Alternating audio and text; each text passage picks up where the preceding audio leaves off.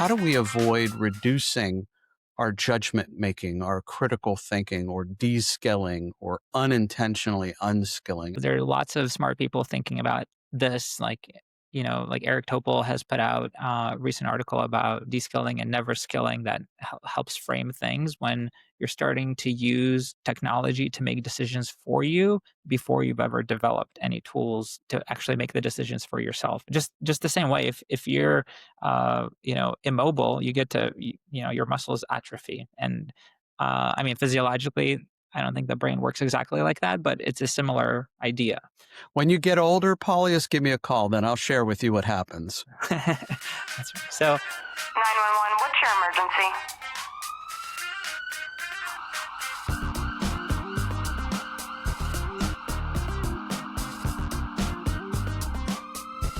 Hello and welcome to the Fire Chief Podcast, the only podcast dedicated to the Chief Medical Officer. I'm your host, Lee Scheinbart, and this podcast brings you the hottest and most crucial conversations in healthcare and physician leadership.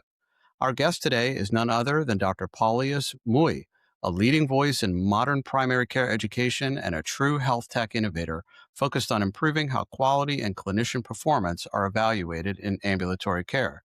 Dr. Mui graduated from Boston University with a degree in economics, earned his medical degree from Virginia Commonwealth University School of Medicine, and then completed his family medicine residency at Valley Health System Medical College of Virginia.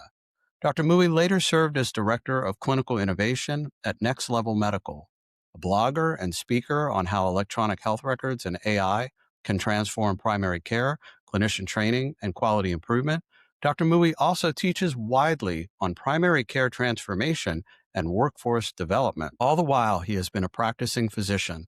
And in 2021, Dr. Mui founded X equals Primary Care, XPC, where, among other things, he builds tools and frameworks to move chart review beyond regulation compliance toward meaningful skills measurement and clinician development. Paulius, welcome to the show. thanks, Lee. That's quite an introduction. My gosh, I'm going to send this to my mom. She'll be very proud of you, I'm sure. Yes. Always.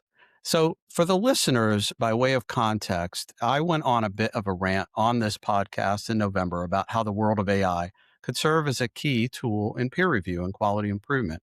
But my focus was mainly inside the walls of the hospital. You reached out to me to share that you are more than one step ahead of me and producing AI tools in the primary care space with a focus on quality improvement, which led to a rather fun conversation that we had, which led to this invitation. And are you ready to share some of this discussion with our listeners? Of course, happy to try to grow the field. I think more people should be doing this. Oh, yeah, I totally agree. And let's do this. All right. So question number one, to get us launched and started. So you've written and spoken about the need to better define quality in primary care rather than relying on the proxies of, like I mentioned, compliance or regulatory throughput. So in your mind, just your generic opinion, what should high quality primary care actually look like rather than processes and process improvement? I agree. So great question. And it's a hard one to answer. I don't think I hold the definitive authority on it, but I do think primary care is about relationships and it's about having familiarity, continuity. There are academic definitions, obviously. People talk about the 4 Cs: first contact, continuity, comprehensiveness, and care coordination. I think patients don't really think about it that way. It's just being there for patients, being able to take care of most of the things that they come in with, and doing it in a way where you don't have to keep asking who they are and what medical problems they have. Obviously, affordability, accessibility is like how people talk about primary care. I'm obviously a big proponent of that. So I think it less almost matters what words we use to describe it, but it's how patients get care that really is impactful. The often quoted line from Maya Angelou, which she probably borrowed from other folks before her, it's really not what you say, it's how you make people feel. And part of what you're suggesting is really deepening the relationship with the patient in an effort to achieve the outcome. And part of that outcome is that relationship, but then it's their well-being or what is needed for their health rather than focusing on the processes and all of the structural elements, which goes hand in hand. But what I think you're saying is we've got to find better ways to elevate the ability of the two human beings with all the necessary tools so that the outcome is better. Does that make any sense to you? Yeah, totally. I agree with that. And I think that we can also, there's lots of conversations about scaling primary care and what does that mean? And you'll have a VC funded company that says, well, I can text you about these 10 conditions and like, well, we're primary care. I think in a sense, primary care also is something that doesn't have a luxury of saying that this doesn't belong to my organ system or my body part, right? When things get tough and specialists can't handle things, they say follow up with primary care. Because if primary care gets help from a specialist saying, hey, like this is too complex for me, go to neurology. Neurology tries things, medications, procedures, whatever. And when those don't work, where does the patient end up?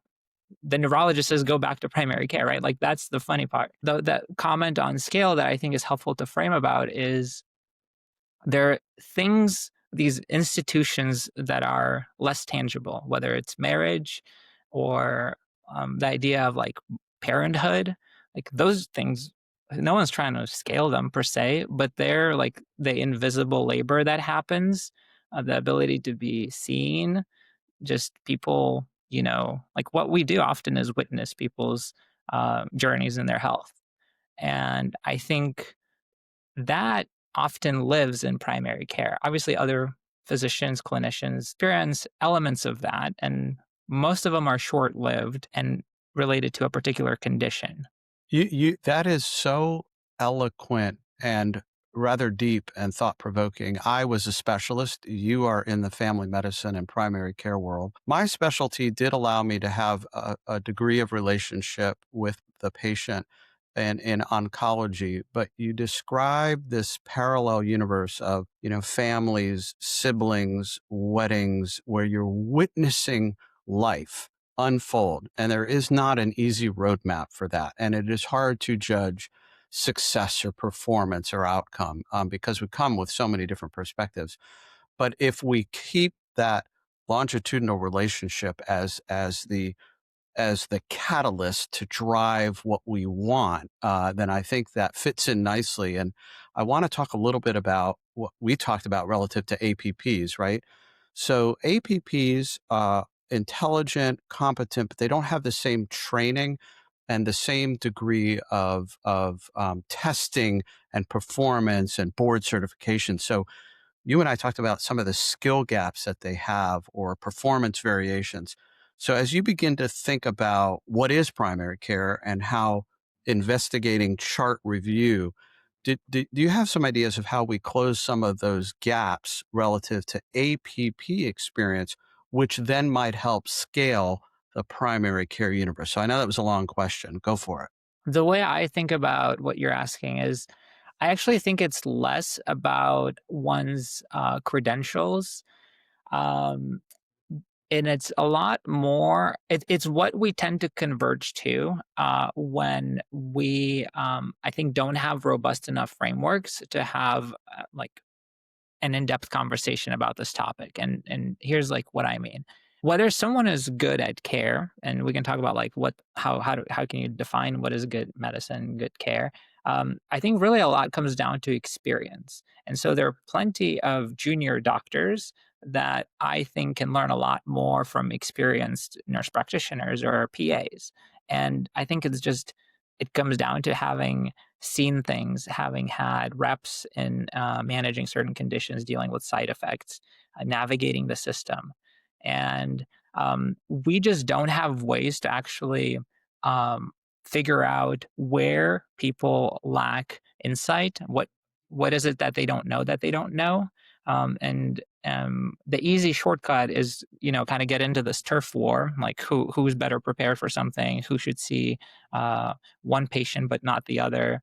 And there's obviously a business lens on all of this when people think about all things held the same as, this individual can prescribe the same medication, but their market rate is half the cost. Like business people make business decisions based on those economics. And what I think is a lot more meaningful to think about is the tasks to be done in healthcare, and like this is borrowing from other industries.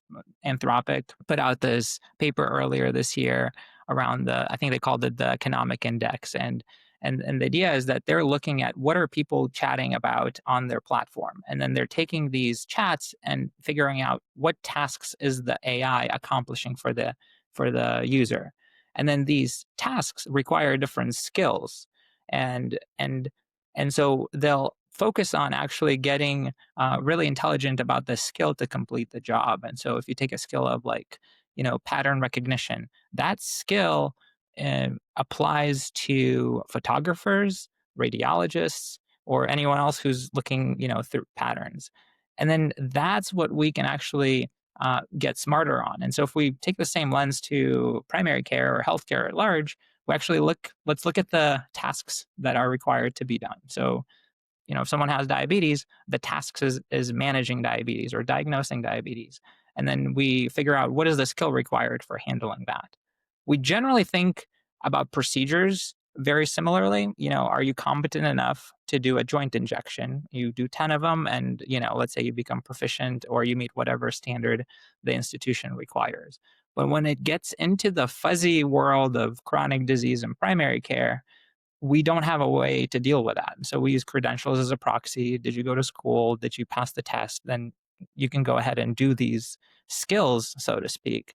But with shifting economics, shifting workforce composition, we've seen a lot historically that there are institutions that allow students to go through online only programs and then start seeing patients in the real world.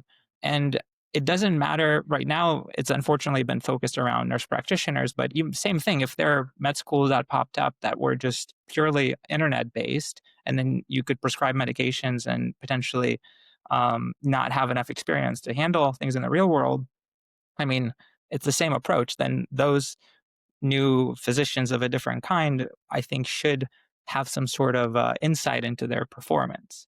So in keeping with the idea of the chart review as a way of extracting what are low-level tasks, what are medium, what are high-level tasks, and then distilling that in a batch, if you will, as well as the experience of whether it's a seasoned APP with a junior doctor or a seasoned doctor with a junior APP, do you have something in mind by which that extraction and that condensation will then elevate the performance of either person that, like you said, just doesn't yet have that full complement of experience? So the way I think it just takes time to do this, and usually we do it manually. And if you're elbow to elbow to someone in a clinic, you're able to bounce ideas off each other, and you can get a sense of maybe someone is struggling with a particular topic.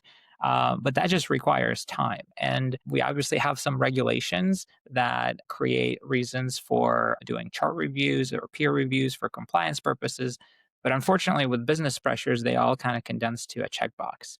And then, I'd say like in parallel at the same time, what we're seeing in the industry is that chart reviews are generally utilized for billing optimization because there's a business case to be made. And so then, unfortunately, I think that can enable and accelerate the less optimal type of care as long as it drives revenue. And so like those are like two things that you have to hold in memory as you think about this world. But traditionally, it's very hard to get insight into an individual clinician's competencies because we just don't really track it like that, especially for chronic conditions. And now you can, accelerate and amplify manual processes with technology. And that's kind of where, I'm spending a lot of my time doing is how can we, in a sense, observe what people are doing and then get a personalized idea for each clinician where they might be excelling, where they might be struggling with, and then given that information, personalize the feedback and the approach to getting better to each person uniquely. And I think that is really powerful.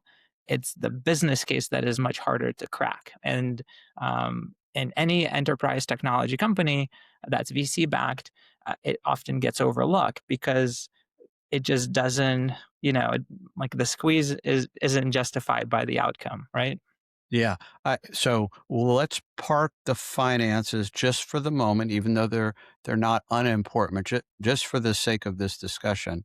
Are there any examples, whether you use diabetes or the example of the neurologist, say, please return to the PCP? Do you have any real life examples of how this thinking that you've done at XPC with chart review, with a clinical scenario to elevate the performance of the people involved? Yeah, absolutely. So like the very tangible thing that has meaningful impacts both on the patient experience and the finances, and just the clinician feeling more confident and in their ability to care for patients, is around appropriate referrals. So let's take a particular case of ER referrals.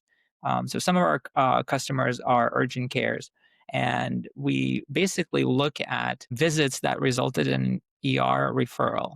And we try to identify elements that could have avoided these visits.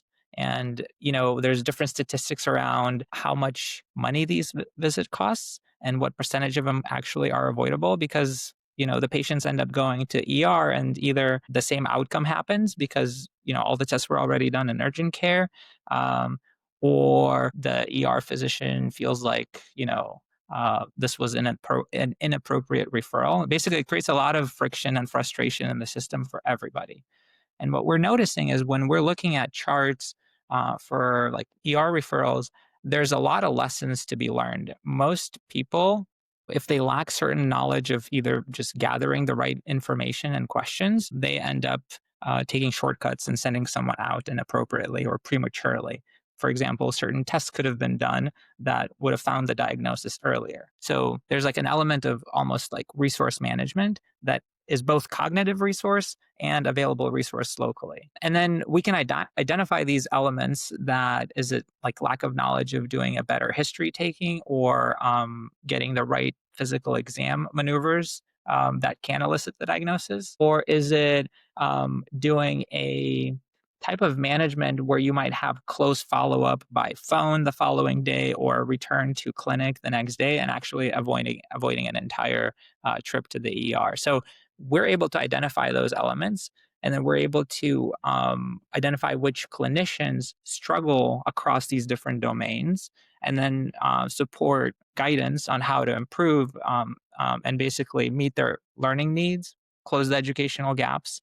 And then we can, give out CME for all of this. And it basically creates a really enduring process where people are excited to get feedback in a meaningful way. You see less of inappropriate referrals happen, and then patients get a better outcome. So as you know, I work with chief medical officers in a variety of settings, primarily hospital settings, but I do have a large number of folks that I work with in just pure outpatient ambulatory settings, not so much in the urgent care, but that they get into value-based arrangements with payers about reducing, unexplained or inappropriate ER visits. I don't like those terms, but let's just say they want a reduction in ER visits. And there are other tangible measures we could get into.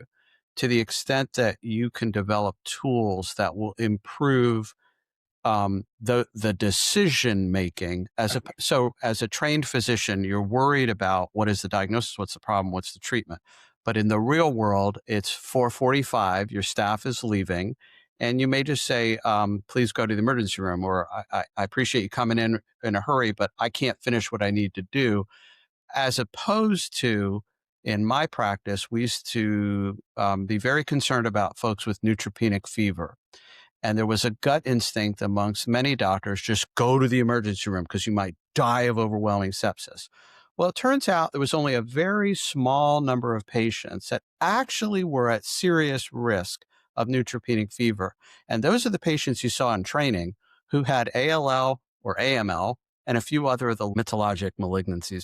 But if you had the average patient with an average solid tumor who was febrile at 4:45, there's a whole bunch of things you can do and say, and please come in at 8 o'clock in the morning and call me if there are any issues. And they never needed to go to the emergency room within 48 hours, either through the use of, Neupogen or the right antibiotic. They defervesce, their white count is better, and everybody's better. So this is the kind of concept you're talking about, where there can be some steps to intervene to reduce an unnecessary experience. Is that right?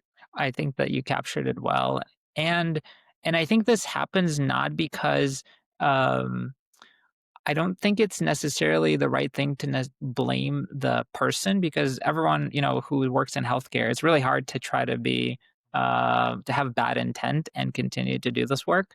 I think it's sometimes, like you said, the system might force us to into certain behaviors, whether there's volume pressures or business pressures.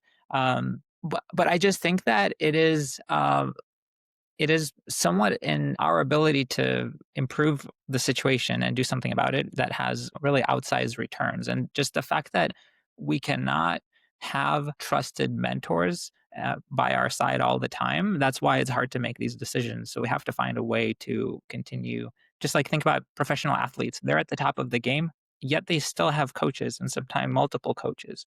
And, always encourage people to use all available tools to them during the workflow, right? Like all the CDS tools, so that you can know what is the right thing to do. But we rarely get feedback after we've made all the decisions using all of our resources, and Yeah. that's, I think, how we actually get better.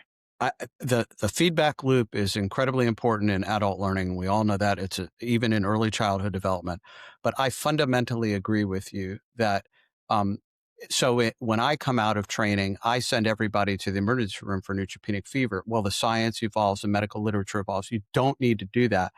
But how do I keep up with that? And then what processes can I instill? So to your point, if I had an active iterative tool that said, no, here are the things you could do, and you have a 99% chance that the patient outcome will be great with avoiding unnecessary things. I think that's the goal that we're speaking about. It's not that I'm trying to meet somebody's metric to reduce the ER visit. I'm trying to do the right thing. But in 1988, the right thing is send him to the emergency room. In 2026, it may be a couple of quick things that are up to date, that are iterative, and then over time you get to a pattern and a pattern recognition. I don't need to send everybody to the emergency room, because I have this handheld coach, or hit the ball to the left, hit the ball to the oh, now I know how to hit the ball to the left. Same thing. Well, let's pivot a little bit, because one of the concerns about these intelligent tools, whether it has been through your own chart review that is sharing with you information about ways you could perform better, how do we avoid reducing our judgment making, our critical thinking, or de-skilling, or unintentionally unskilling? I think you've thought about that, and I wonder what you might share with us about those risks, if you will. Yeah, I agree. And, there are lots of smart people thinking about this. Like Eric Topol has put out a recent article about deskilling and never skilling that helps frame things when you're starting to use technology to make decisions for you before you've ever developed any tools to actually make the decisions for yourself. Just the same way, if you're, immobile, you get to, your muscles atrophy. And I mean, physiologically, I don't think the brain works exactly like that, but it's a similar idea. When you get older, Paulius, give me a call. Then I'll share with you what happens. That's right. So I think we have lots of lessons from other industries. So the aviation industry has dealt with automation for decades. And, I've actually learned in talking to people who are in aviation safety how seriously they take anything related to human life. Aviation, like you expose people to really risky situations. And so when planes go down, it's bad for the entire industry. So what's fascinating is that there are discoveries made in instrumentation around making safer flight predictions or anything related to that, the industry tends to get together and share these so that everyone can benefit, as almost like there's a strategic economic advantage to that. What is also fascinating is how the privilege to fly a plane, I've learned that pilots are almost always, I don't know if I can get the frameworks, the timelines right, but it's either 6 or 12 months from constantly having their flight privileges taken away if they don't recertify or prove that they can continue to do that. We don't really do that in healthcare. Like once you get a license, you have to mess up really bad to lose it. And so the way that pilots are trained, they're put into situations to like mock scenarios where they have to simulate difficult conditions. They have to intermittently fly without the autopilot and do maneuvers that rarely come up. And I think there's so many parallels in healthcare. And so automation is just beginning to inch into the whole ecosystem. And we're going to be facing the same challenges and the same opportunities to solve these things. So we usually simulate in healthcare things that are rare. And we usually think about them like heart attacks. So we practice CPR, or you don't do this procedure a lot, like a spinal tap, then you simulate the practicing of that.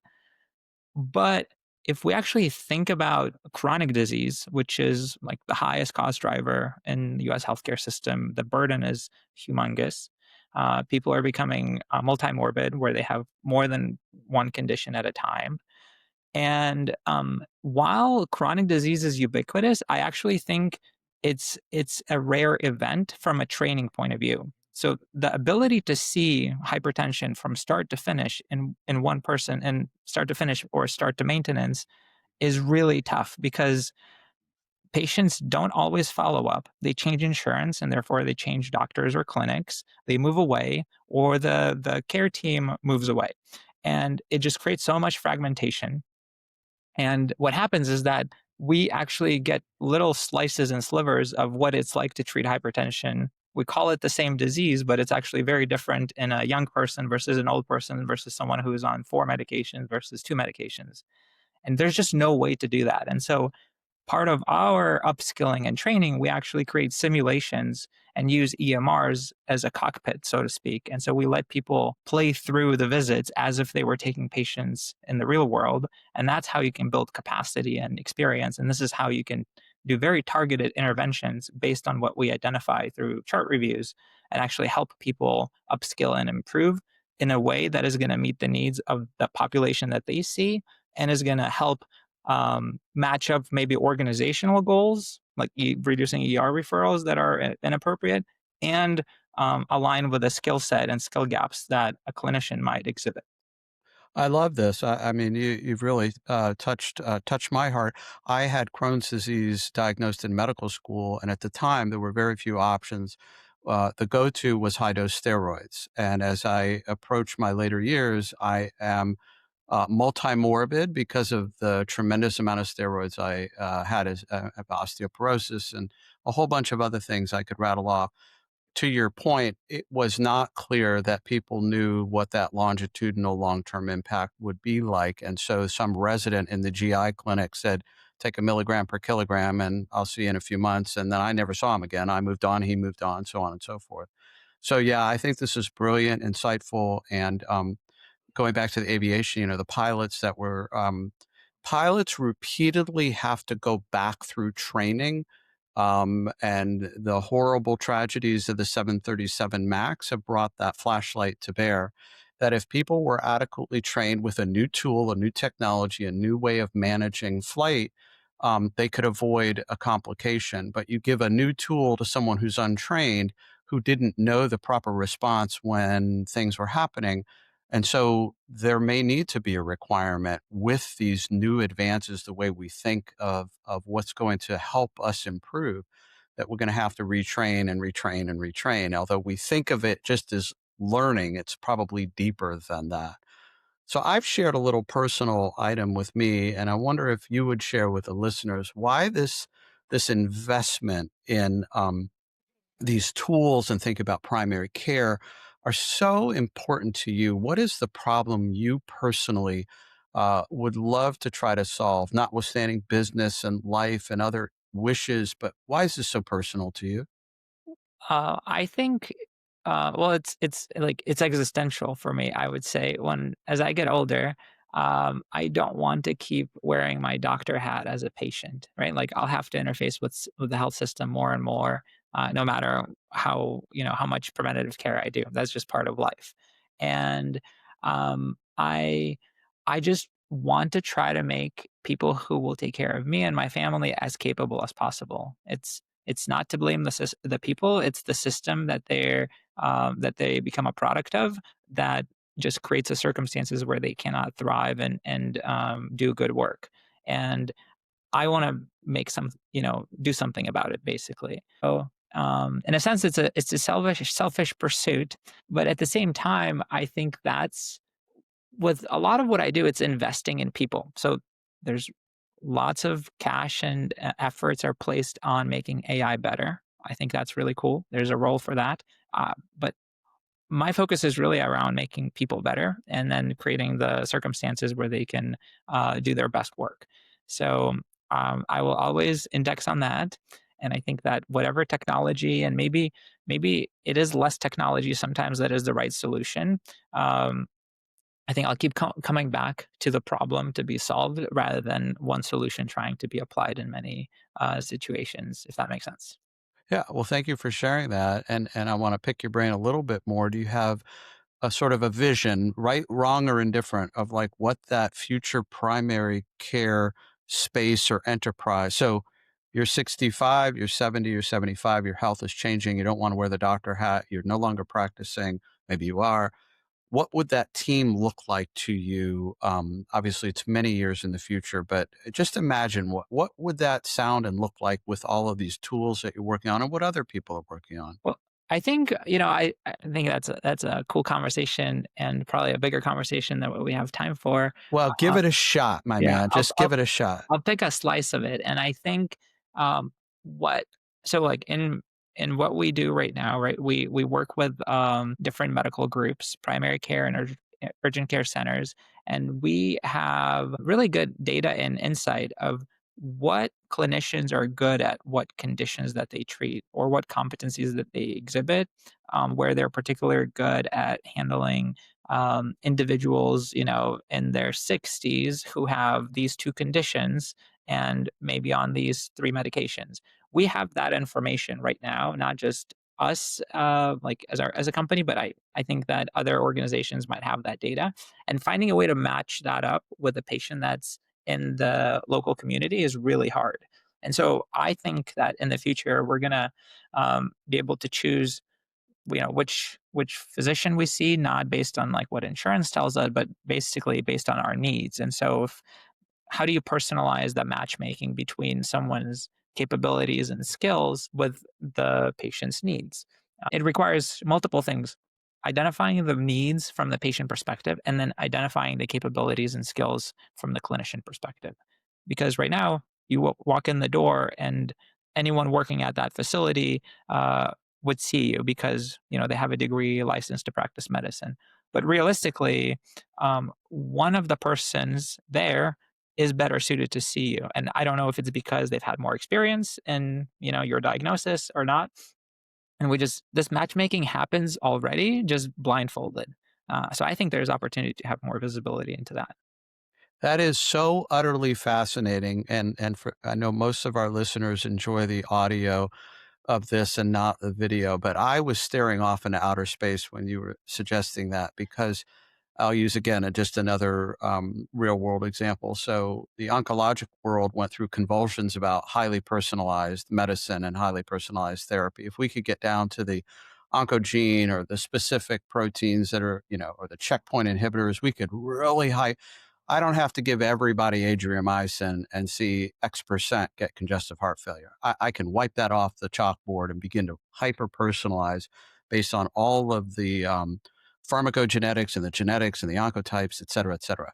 But you're making it much broader. And not only are you suggesting that there can be hyper personalized approaches to you as a patient or me as a patient, but that there's an equal hyper personalized provider side of that: physician, nurse practitioner, care team, specialist, what have you.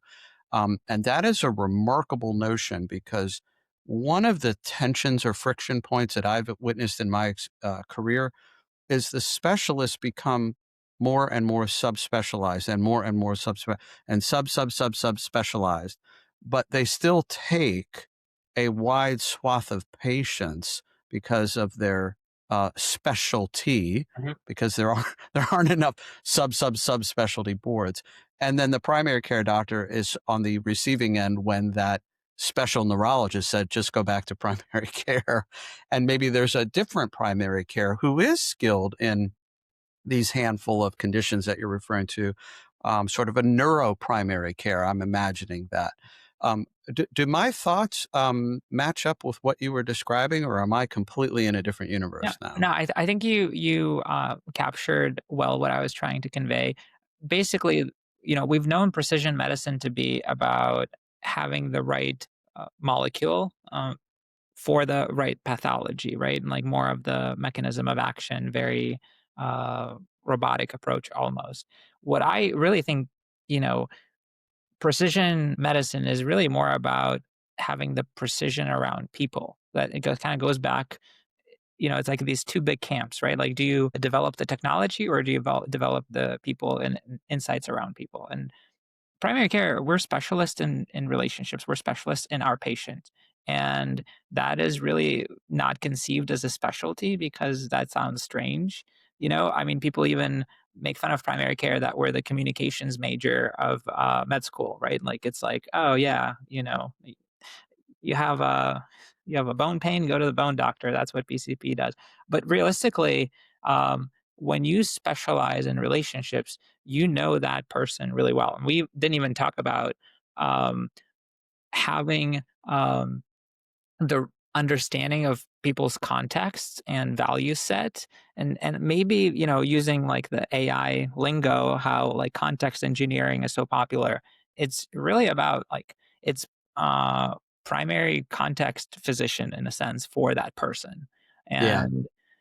And we finally, I think, have some technology that is able to remove the true manual like effort and doing things in a way that technology is meant to do. Um, and then, because if you think about who captures the values of a patient, it is the primary care, and then we try to contextualize that and help them navigate the system. Um, the good specialists will do that too. Yeah, it's come full circle because a long time ago, sir, there were very few tools that you had at your disposal other than talking to the patient with an old-fashioned history and physical. And, it's often been said that if you wait long enough, the patient will give you the diagnosis when they share with you what neighborhood they come from, their economic background, et cetera, et cetera. So we structuralized in our ultimate reductionist model of understanding every molecule, and then the system was built around it, and structure and regulatory. So now we gotta like wade through all of that to get back to, do I know who this person is and what's that context to drive the best equation out of that relationship. And I think that's just a beautiful way we can probably wrap this up very nicely with that. But I would love to give you any space for last thoughts, last words for the listeners. Anything else you want to share with the listeners? Thanks for asking great questions. I'm someone who is very open about things that I learned that I think advance the field. I dedicate a lot of my work to advancing primary care in different ways, whether it's through one-on-one direct patient care or technology or supporting founders, creating technologies. That's how I spend a lot of my time. And so I think that if anyone is thinking about wanting to solve problems that are big and interesting and difficult in primary care, definitely reach out. I'm happy to share everything that I know. I think that I'm a lot more interested in advancing the field rather than just advancing my own company or my work. And I think that's how like we better humanity and society. Well, I will give you my endorsement because you have been very open to talking with me and sharing ideas, and it's been a lot of fun. And I thank you very much for being on the show, Paulius. Yeah, thank you. You have been listening to the Fire Chief Podcast, the only podcast dedicated to the Chief Medical Officer. Want to learn more about what it is like to be a CMO? Then connect with me and check out our website, thefirechiefcmo.com. If you want to learn more about XPC and how to improve your workforce, then connect with the talented and dynamic Dr. Mui on LinkedIn and check out his website, xprimarycare.com. Again, xprimarycare.com. As most of you know, I love talking with CMOs and the thought leaders who want to help you do your job and do it better. So get out there and be a chief, be a leader, be a champion for upskilling the workforce. But whatever you do, in the words of Sergeant Phil Esterhaus, remember, let's be careful out there.